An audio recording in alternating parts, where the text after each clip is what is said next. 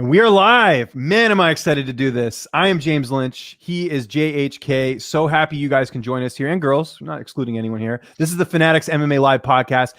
This is our first episode. We're really excited about it. We might as well start there with what this show is going to be about. Every week, we're going to be previewing a notable upcoming fight. We're going to dig in deep. We're going to go into the stats. We're going to go into the intangibles. We're going to go into everything. And then we're going to be doing a Q&A after the show. The Q&A can be focused around the fighter. It can be about anything else. I already see some people in the chat getting your questions, and we will get to those as soon as we can. But I want to remind everyone out there, hit that like button, hit the subscribe button. We're going to be doing the show every single week at 11 a.m. Eastern time, 8 a.m. Pacific time here on Fanatics MMA. We're super excited to be doing this and really thankful that they've given us this platform. John, we did it, man. How excited are you to do this show? I'm very excited, man. It's a long time in the making. We've been friends for a while, and we wanted to do this, and Fanatics put it together. So shout out to the boys at Fanatics MMA, and let's get it started, man. Let's rock and roll. So yeah, we wanted to start first with one of the big fights that was announced a little while back, which is the Beneil Dariush and Tony Ferguson fight that's going to be coming up on May 15th. If we can get some graphics up on the screen whenever you can, producer Michael, who's awesome, by the way. Shout out to Michael for joining us here and doing the show. We'll get some stats up in here in a second, but let's talk first, John, about the matchup itself. I'm a little surprised this came together just with the fact that Ferguson's, an aging vet at this point. I figured, Dariush, up-and-comer, great fighter, but maybe not that type of name that Tony Ferguson you'd think would want to fight. I would figure he would want to have fought, say, a veteran that he could beat, like an Ally Quinta, who's got a bigger name, bigger profile. Just your thoughts first on the matchup itself.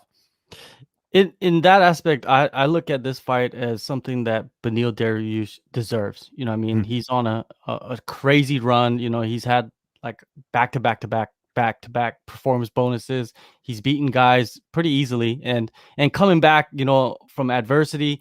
And I like it. I like the matchup. I'm kind of pissed off that it took him so long to get a big name, to be honest with you, because he's look how long he's been in the UFC, man, and he's fought some of the best guys, and it took him so long to get back up there. So he deserves this matchup. On the flip side, though, for Ferguson, yeah, I agree with you, man. Like I don't know why he decided to fight Beneil Dariush. Maybe he got painted into a corner. I have no idea. It almost sounds that way to a certain extent because, Ferguson, like I said, been fighting just notable names. You even look at before he fought, Gaethje, it was, guys like Pettis or Cerrone that had that name cachet sort of attached to it. And Dariush doesn't really fit the profile. But at the same time, when you lose fights the way he did those last two fights, it's understandable where he doesn't have as much bargaining power here. But I agree with you for Dariush. Absolutely well-deserved shot here. I do wonder as well, we talk about the intangibles and sort of the storylines. I'm kind of an old school pro wrestling guy that way. But, there is some bad blood between Tony Ferguson and Dominance MMA, and who is Beneil Dariush's manager? It's Ali Abdelaziz. So I do wonder if there's something there as well in terms of the matchup. But it's a great fight. This is actually going to be a 3-round fight, which is interesting. This easily could have been a 5-rounder. This is going to be on the UFC 262 card, which is coming up on May 15th. Looks like this one's going to be in Houston, Texas. So I believe that's going to be one that's going to have some fans in there. So we're really excited about it. John, why don't you start first with Tony Ferguson in terms of sort of his stats and things like that, and we can go to Dariush after that, or vice versa. It doesn't really matter to me. Yeah, when you look at Ferguson, he's 37 years old, and that's very concerning to me because, man, 37 years old for lightweight. I don't know how many 37-year-olds that are fighting at lightweight, to be honest with you, and the wars that he's been through, and he's been just clobbered his last 2 fights. When you look at trajectory, his trajectory is not looking very good at all right now. And with that said, I like Beneil Dariush's trajectory, man. He's on a long, what is he, like on a 6-fight winning streak? He's won 4 bonuses and some crazy fights, and just shows improvement every single fight, and comes back, like I said, from adversity. With Ferguson, man, it's just, we don't know where his mind is at too. We don't know where his coaching staff is at. Does he even have a coaching staff? Is he still doing that wild, crazy training that you probably don't need in preparation for a fight? Has he changed anything up? Because it feels like he's hit a wall, and I don't know if that wall I don't know if he could break through that wall now. Because of his age and in many ways his stubbornness. It seems like he's very stubborn in his ways. So I don't know. He's like an old man. You know, like those old grandfathers that you tell them like you need to change, but they're not going to change because they're stuck in their ways. That's the way I look at Tony Ferguson. Yeah, a couple other things with Ferguson as well. At the time of recording this, we have the Tyron Woodley and Vicente Luque fight this Saturday at UFC 260. It kind of reminds me a little bit of Woodley. Same sort of thing, losing to really good guys, but getting absolutely dominated. So we don't really know what type of Tony Ferguson we're going to get in this fight. Is it the Tony Ferguson that beat Donald Cerrone back in 2019? I don't know. I honestly can't answer that because he is fighting good guys. I mean, you look at the two losses, Oliveira and Gaethje. Oliveira's fighting for a title next, and I know we had a question in the chat about that. We'll get to it soon. And Gaethje, pretty much should have been fighting for a title as well. I mean, he was a former interim champ. That's how he won the title, was defeating Tony Ferguson. So it's another case of does Ferguson have enough to beat a Dariush at this point? It's really tough to say, and we'll give our pick on this fight in a little bit here. But you look at the run that Ferguson's been on for the most part. I mean, I really feel like he hit his stride back in 2015. That's when he defeated Josh Thompson, Edson Barbosa, Rafael dos Anjos, Kevin Lee. If you remember, that fight was really big. And then he ran into some injury troubles, and then he ran into some other issues, right? And so, he got the win over Pettis and Cerrone, but then when he got that step up against Gaethje, it was just a complete mismatch. Like, there's a lot of revisionist history when it comes to talking about that fight, and that's from the hardcore Tony fans, JHK, because really what you're seeing is people saying, oh, well, he did drop Gaethje or he did hit Gaethje. Yeah, but it doesn't matter. He still got dominated the entire fight. So that's where I think, we are seeing the decline of Tony Ferguson, 37 years old. Taking a lot of damage. He's 5'11" with a 76-inch reach. And if you look at Beneil Dariush, he's 5'10" with a 72-inch reach. So Ferguson going to have a height and reach advantage in this fight. We'll see if that plays a role. Typically, he does use his range very well when it comes to his matchups. But there's a lot of sort of intangibles there. And before we get to Beneil Dariush in a second here, do want to remind everyone to download the Fanatics app. Should have said that off the top, but hey, rookie show here. We're doing it up. But download the Fanatics app. You can get really good stats. It's just a great interface for looking up fights, getting stats and picks and everything else. There's a lot of good options there on that app right now. So definitely recommend our audience check that out here. But let's talk about Beneil Dariush. Like you mentioned, huge winning streak coming in this one, 6-fight win streak. Last loss was to Alex Hernandez. I think if they fought again 9 times out of 10, Dariush wins that fight. He's 31 years old. He's 5'10" with a 72-inch reach. What can you tell us about Beneil Dariush, JHK? Man, he has been phenomenal in his last 6 fights, and it seemed like he's hit his prime, and that's a bad situation for Tony Ferguson. When he first got into the UFC, he kind of catapulted up the ranks real quick, and it was almost too fast, and that's why he got knocked out a few times, and he dug himself out the grave, and now we see the mature, the all around. Not just the grappler. We see the striker. We see the guy that with the knockout power, and a guy that can come back from adversity and win fights. Man, I'm excited for this fight because of Beneil Dariush mostly, to be honest with you. I want to see him go out there and have like one of those breakout performances, against one of the biggest names, a former champ. I don't believe he's beaten a former champ yet, but this is his opportunity, and I think he's going to be able to do it. Couple things with Dariush. Typically, he finishes his fights. The last one against Diego Ferreira ended up being a split decision. But in general, you look at the Scott Holtzman fight. You look at Drakkar Klose, who had never been finished. He finished him in that fight. Frank Camacho finished him as well. We know Ferguson's durable, and we know this because he's fought 2 guys that are absolutely outstanding in Gaethje and Oliveira. And yes, Gaethje finished him, but that was a 5th-round finish, right? Oliveira almost finished him in that first round. I swore he was going to finish him. When you saw that submission hold that was in there, it looked like his arm was going to get ripped off, but he survived that and ended up going to a decision there. So that is one thing to make note of, is that outside of the Gaethje loss, this guy has not been finished in the UFC outside of that one loss. So if you're Dariush, maybe the game plan changes a little bit. Maybe you're not going, guns a-blazing. Now, conversely for Dariush, you talked about some of his losses, the Alex Hernandez loss, the Barbosa loss, and we'll even go back to the Ramsey Nijem loss. I know it was back in 2014. What do all those have in common? Those were all early finishes. And that's the key. If you want to beat Beneil Dariush, you got to come guns a-blazing and knock him out. Now, is Ferguson that guy? He really isn't. He's not a power puncher. He's not a guy that will go out there and get a quick finish, say like a Rumble Johnson. I know that's a way higher up weight class, but you get what I'm saying here. It's not like a McGregor. Let's put it that way. McGregor's a good example. He's a guy that can go out there, finish you early. Ferguson just isn't that guy. And I think as he gets older, that power anyways that he has TKO wins, but he just doesn't have that type of one-punch knockout power that we're used to. So I do wonder where the path to victory here is for Tony Ferguson in this fight. Dariush has been submitted before. I remember he had that one blemish against Michael Chiesa a couple of years ago. He got submitted in the 2nd round. But, this guy trains with Rafael Cordero. He trains at a prestigious gym when it comes to jiu-jitsu. So I don't know if Ferguson can use his jiu-jitsu to do that. But now on the flip side, You've got a guy in Ferguson who, how do you train for someone like that? One of the things we will talk about here a little bit later is, past opponents that sort of remind them of their current opponent. And I'm trying to think of someone that Dariush has fought that's similar to Ferguson. I think the closest thing you might have is an Edson Barbosa to a certain degree, just not necessarily with the striking, but just, sort of being a little bit tricky to figure out. Is there any opponents that come to mind for you with Dariush of someone like Ferguson? The only person that is similar to Ferguson is Oliveira, Mm-hmm. and he hasn't fought anybody that's similar to Oliveira or either Ferguson. So it's pretty basically a new matchup for him. And I wanted to go back to Ferguson and kind of piggyback off what you were saying about the durability of Ferguson, because if you look at all of his fights, even the ones that he's won, it's either they've either been a war or he was losing and he came back and won the fights, right? The only fights that he has lost was the last two where Justin Gaethje, that was a war and he got finished in the 5th round, and Oliveira just completely dominated him. He was never in that fight, right? So, man, it's that's a big concerning factor right there, I think, in this matchup. But when you talk about going back to what you were asking me about similar matchup, there is nobody similar to Tony Ferguson. Tony Ferguson is a one of a kind.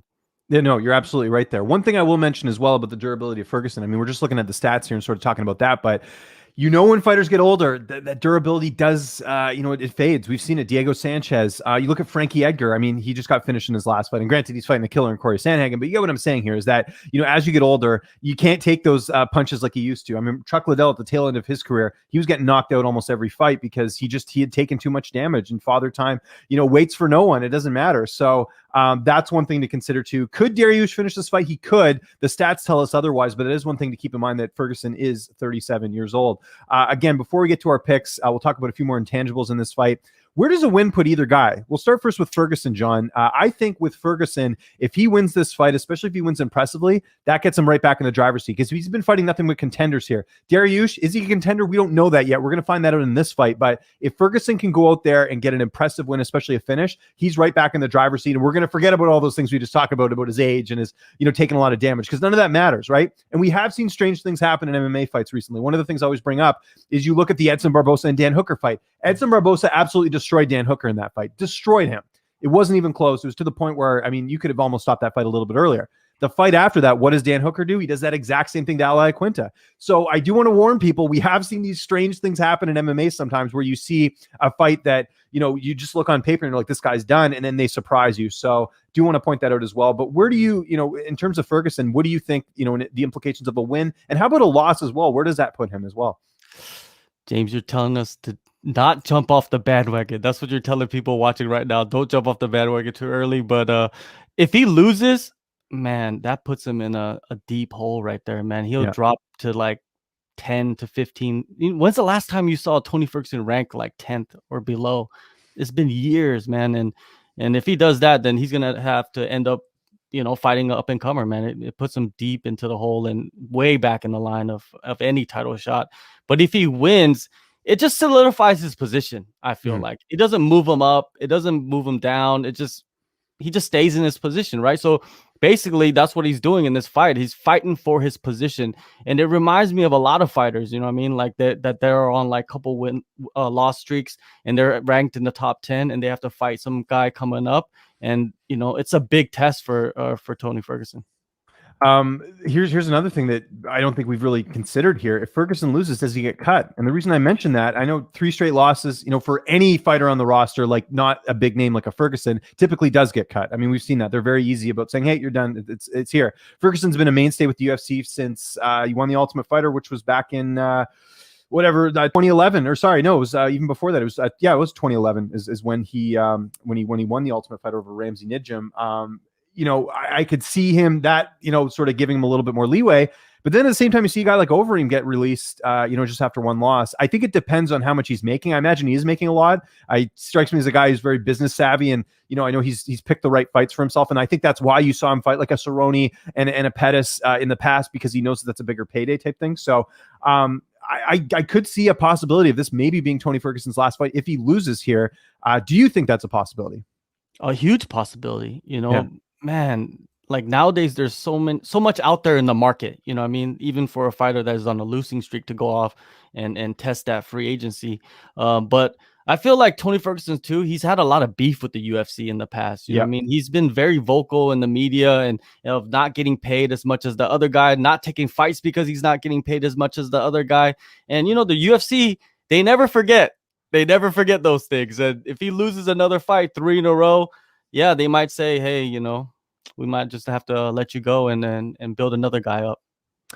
Let's talk about Beneil Dariush in terms of the win and what a win and a loss means in this fight. So with Dariush, I mean, I think it's pretty evident he wins this fight. He's going to be in that conversation like the Justin Gaethjes, like the Michael Chandlers, those types of fighters that are at that top, sort of, spot in the rankings here. And that's why this matchup was set up. And like I mentioned, he has a good manager when it comes to booking fights. So that's going to play a role as well. Do not be surprised. And, he would absolutely take that number 5 spot. So he's in that mix then about, being maybe one after this towards a title shot. I think that's where he goes. Now, if he loses, I think it's kind of the same old story where this guy, is because you look at his career, right? He's had some good winning streaks, and then he loses to a Barbosa, or he loses to Chiesa. I mean, he was on a 5-fight win streak when he fought Chiesa, beat Michael Johnson before that, had a terrible performance in that fight. So if Dariush loses, he's young enough where he could still maybe make a run at a title, but then he'd kind of fall into that Dan Hooker category of like, can he get over the hump? I think that's something we got to look at here. If Ferguson does pull this one off, and by the way, Dariush is the favorite in this fight. If he ends up losing, especially being the favorite, it's really going to set him back a bit. But like I said, I think there is still room for him to turn this around. But do you agree with that? Do you feel like Dariush, if he wins, he's in that contender spot, and if he loses, he's kind of the guy that can't get over the hump? Yeah, I could see him, if he wins, like you said, he'll take that 5 spot easily, and then that puts him, 1 fight, 2 fights away from a title. If he does win, I could see him maybe getting the loser of Oliveira Chandler. You know what I mean? I don't think he's going to get Justin Gaethje right off the bat. I feel like Justin Gaethje, the UFC is kind of holding him there as a pawn in some ways, you know what I mean? Because if you remember, they had Chandler and Gaethje lined up together, and then all of a sudden we hear this big announcement of Chandler fighting Oliveira for the title. So, anyways, Dariush, man, he's in a good spot if he wins. If he loses, I agree with you on that aspect too. He's 31 years old. It's not like he's too old, and he could still beat a lot of the guys in the top 10. He just has to keep himself away from that gatekeeper status. You know what I mean? Like, it's not like he has the fandom of a Dan Hooker. Dan Hooker has created this fandom where he's going to get big fights. But if Beneil Dariush loses, I don't know, man. It's going to be harder for him. If he loses, it'll be his 3rd run at the title, right? So it's not many guys get 3 runs. Let's get to our picks, John. Again, these, we're going to try and make these around 20 minutes, these breakdowns, nothing too in-depth. I don't want to spend a whole hour talking about this fight. I probably could. I can talk a lot, but I don't think people want to see that. So here's my pick for this fight, and I'll get yours. I'm going Beneil Dariush by decision. I don't think he'll finish Ferguson with it only being a 3-round fight. I think but Dariush is going to be too fast. I think he's going to hit Ferguson early, land some good shots. Like we've seen, we saw against Scott Holtzman and Drakkar Klose. I think Ferguson's going to get hurt, and it's just going to be a game of catch up for Ferguson the entire fight. Ferguson, if he can get this to the ground, things will get very interesting. We have seen Dariush submitted, but I think in general, like I said, Dariush has really shored up his takedown defense. He shored up his jiu-jitsu as well. I think Dariush has more ways to win this fight, and I think that's why you're seeing him as the betting favorite in this fight. So I think more likely than not, Dariush gets a decision as opposed to a finish in this fight. This could be the fight where Ferguson gets finished early on. This could be it, John. I honestly can't answer that because we don't know. We don't know. I haven't been in Ferguson's camp. I haven't interviewed him yet. I'm hoping I will, but we'll see what happens. But I think in general, the safe bet, I think in this one is Dariush by decision. How are you looking at this one? I'm looking at Dariush winning this fight. Also, when you look at Ferguson, he's been taken down a lot. You know what I mean? His takedown defense is not so good, but when you look at the flip side, Dariush he's had a lot of takedowns, man. He can wrestle. And that's one thing I look at this fight is if Dariush can take down Ferguson will get comfortable on his back. And Dariush has good enough jiu-jitsu to where he can stay out of trouble in every position. And like you said, ride out a decision win right there. Just beat him up for 15 minutes on top. And they'll get up once in a while, but then he's going to dump him back on the ground and then punch him in his face. But I could see a knockout too. You know what I mean? A knockout, Dariush, he's fallen in love with that. So we'll see. Yeah, and like we mentioned, Drakkar Klose never been finished in his career. Dariush finished him. This could be a fight where you could see a quick finish here, potentially by Dariush as well. Again, we can't answer that because we haven't seen, I don't know where Ferguson's at, Dariush is at this point, but it could happen. I mean, we've seen things like this happen as well. But like I said, I think the safe bet there is the decision. Now, one last thing I wanted to mention about this, and we'll get to your questions. I already see some angry people in the chat, which is fine. I like it. We got a lot of good discussion here and a lot of passionate fans, as we do. This is called Fanatics. We wouldn't expect anything less. We got a title fight on this card, and it's Charles Oliveira, Michael Chandler. Any possibility you think if one of those guys falls out, someone else steps in there? Oh man, I really doubt it. Both guys are not in a position to step in for the title. Maybe I'm wrong, but maybe Gaethje is the backup. We just don't know yet. Yeah, I do wonder that as well, if they might consider Gaethje, although he came out on social media and said, look, I was supposed to get the Chandler fight. It didn't happen. What happened? So I don't know if he'd be, I mean, just reading into that, if I'm being sort of a, guy on the outside there, I think that would maybe make it so he wouldn't want to be the backup. But I will say this, I think there's a small possibility that Dariush could step in there as the backup, assuming that situation happens, only because of who his manager is. Yeah. So yeah. I don't be, Ferguson's not going to get it. Let's be very clear about that. There's no way there would be, I mean, the UFC's awarded title shots off losses before. Yoel Romero, there's been plenty of fighters that have had, opportunities at fighting for a title off a loss, but 2 dominant losses, that's a very tough sell. I think even for the biggest Ferguson fans, I think we can all agree here that he probably does not deserve a title shot. Could you imagine Ferguson getting a title shot and Gaethje not getting this opportunity? Like, it would be just, they'd ride in the streets, for sure. So there we go. All right, let's get to the questions here.